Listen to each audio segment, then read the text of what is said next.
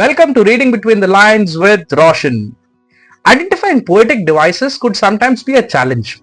Writers and poets often love to play around with words and assign more than just a literal meaning to objects. Today, we're going to take a look at a poem called Missing the Boat by Naomi Shihab-Nye. Let's first read the poem. Missing the Boat by Naomi Shihab-Nye. It is not so much that the boat passed and you failed to notice it. It is more like the boat stopping directly outside your bedroom window, the captain blowing the signal horn, the band playing a rousing march.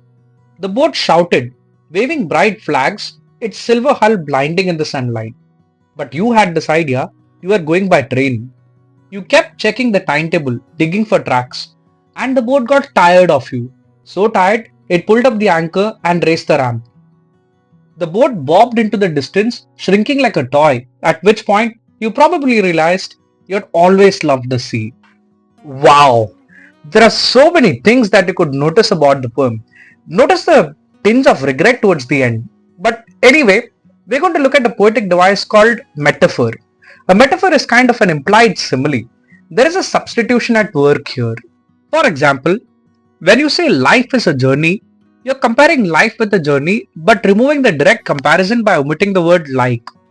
My English teacher who taught me from Wren and Martin used this example. The king was the lion in the battle. Notice the substitution here. He was the lion. He was not like a lion. This sort of comparison is implied. It is of course not very easy to identify metaphors in texts in case you're not used to reading quite well.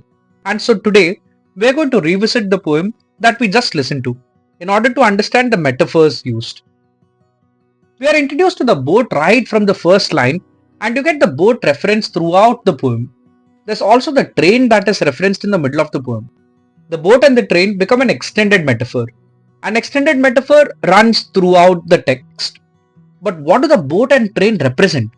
We get this travel, journey related words associated with boats and trains like captain, hull, anchor, timetable, track.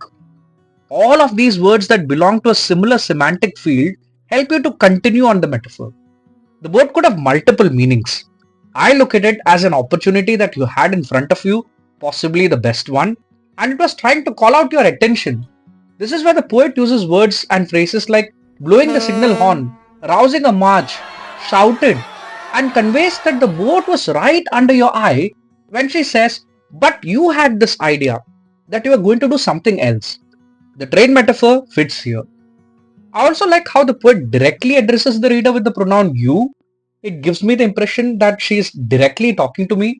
She is warning me not to overlook the chances that I have in front of me and to pay attention to the choices I make so that I don't end up regretting later. In poems, you would often come across these kinds of images taking on different layers of meaning. Another poem, The Road Not Taken by Robert Frost, is an English teacher's favorite poem.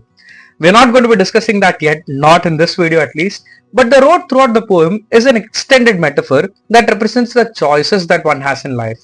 Again, identifying these devices will need a bit of reading practice.